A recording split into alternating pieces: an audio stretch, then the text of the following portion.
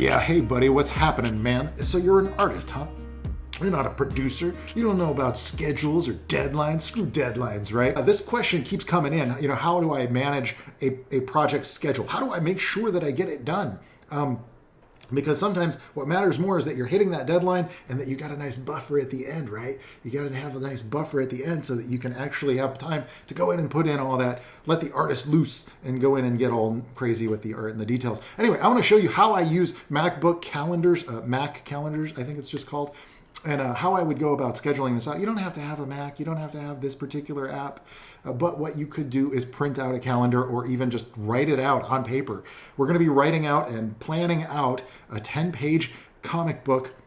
This is just a comic book short. This is how I would go about scheduling my time so that you could kind of get an idea of how you might do this for your own project. And you could apply this to doing your own art book. You could apply this to doing your own indie game. You could apply this to doing your own illustrated novel. Whatever your art project might be, you need a schedule, man. It's the biggest problem that people have with artists is that they don't know how to manage their schedule. So this is going to also be a good educational practice for you to learn about yourself, to figure out, oh, how much time do I need to do each of these parts? And one of the reasons why this is coming up for me anyway is because I got 2 50-plus page comics that we're going to be launching on Indiegogo on February 14th, 2021. And basically, I got to schedule out a lot of comic book work. So I thought, well, hey, this would be really helpful if I could share my process of how I plan out all those sorts of things for getting the project done and making sure I meet my deadlines. All right, let's jump right into let's dig into some scheduling, man. This is going to actually be fun. It's going to be great. So first off, there's some things you're going to need to know about Mac calendars. First of all, you can right-click to create a new event. You can name that event whatever you want. And then you can actually set that to be multiple days if you wanted to, so that you got like this bar that kind of allows you to look at multiple different tasks that you might have going on at the same time.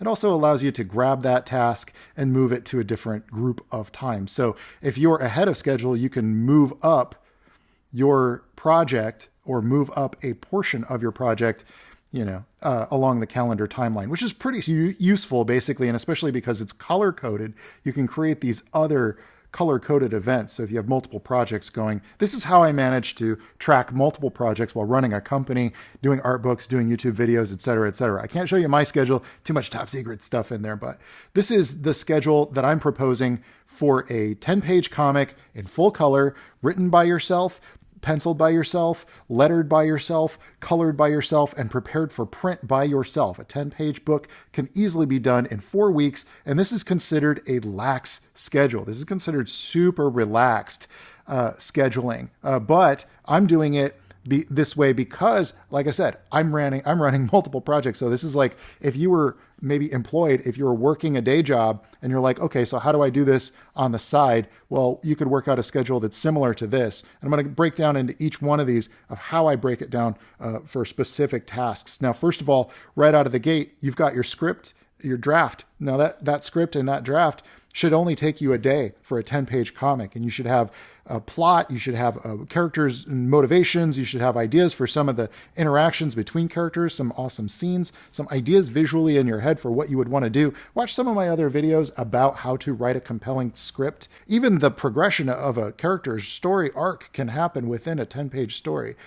These are techniques that have been used since the dawn of time to write out some pretty cool short stories. The second phase is actually only going to take you 2 days to do rough storyboards. And these are just done in random sizes. They can be whatever size you want. They're done digitally or they're done on paper. It doesn't matter. But this is just sketching out the storyboards, literally, for the character's movements, for the scene's progression. Oh, this character turns to so-and-so and then he pulls his gun and then there's this tense moment. And you're not worried about panel size at this point or any of that stuff, because by the time you get to the pencils phase, now pencils, we're going to do it all totally digitally, right? This is 2021, man. We ain't messing around with pencil and paper. Well, actually, you can. But in this case, I pencil out all of my processes basically to pencil out all of my panels in digital. So I'll take all those rough storyboards and then I piece together to go, oh, okay, so like this is the big payoff shot. I'm using timing techniques and everything that I've learned about making comics to go, okay, so here's the big payoff 2-page spread. And here's you're probably not going to do a 2-page spread in a 10-page story, by the way. Too much real estate, unless it's a really short story. Anyway, so you want to plan out, take all those rough storyboards and then plan them out to figure out your entire pagination for your whole book. And then on that Friday of that first week, you're going to start laying down all of those word balloons. You're going to do your lettering all in one day for the entirety of those 10 pages.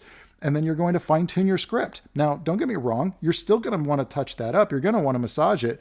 But the fact is like on your weekends, that's going to be when you're going to be playing catch up on everything that you did that week. But you want to stick to this schedule. If you blow this schedule, whatever happens when you get to Monday and it's time to start inking, you start inking. Now, inking is going to be the bulk of your time. You're going to spend the most amount of your time on the inking phase. Now, when I ink my comic, what I do is I take those digital pages that I've got laid out and I will trace them out onto paper, and then I get to go directly into inking.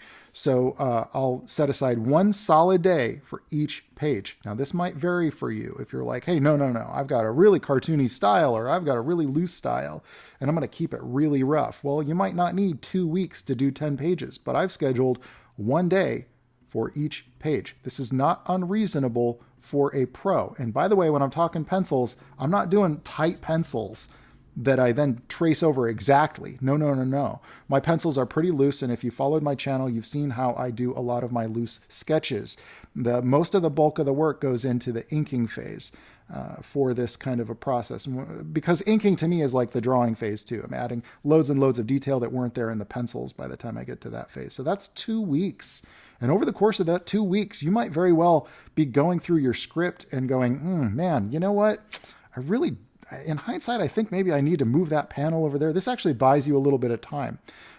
So you want to be able to massage some of your dialogue and really think about the scene and what's your big payoff moments. And you might want to move some things around, but do not go back and undo anything that you've done from the first two weeks. Otherwise, you end up getting stuck, and then you won't be able to make your final week. So by your final week, you're starting to color. And in your final week, you're going to color roughly 3 pages a day.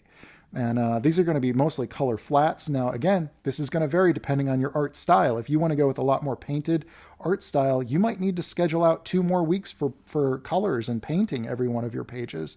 As I'm doing the Creed Reimaginary book, I'm realizing, I need about 4 or 5 hours to color most pages.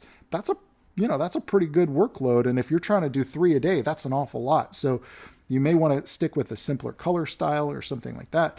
And again, you could schedule this. If you have multiple people working on this, you could actually schedule more than one of these jobs per day. For instance, you could have, somebody going in and doing the colors while you're working on page 2, you've got them coloring page 1, for example. And that's the beauty of working with, Mac Calendar. Now, by Wednesday, you're going to be done with your colors. That is your deadline for colors for your whole book. And sometimes giving yourself that impossible deadline, it's a really challenging deadline, is going to force you to make decisions very quickly. And then that Thursday is going to be all of your opportunity to do cleanup, to catch up. If there's anything that you're falling behind on the art, if there's anything that you feel like, oh man, I really want to change the colors in that one scene, that is your second to last day. On your last day, you're going to drop everything into InDesign.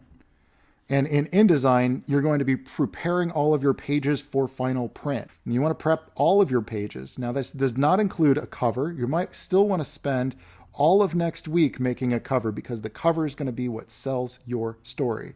So technically, you're going to need 5 weeks, maybe. When you're on a schedule like this, your weekends are your time to catch up.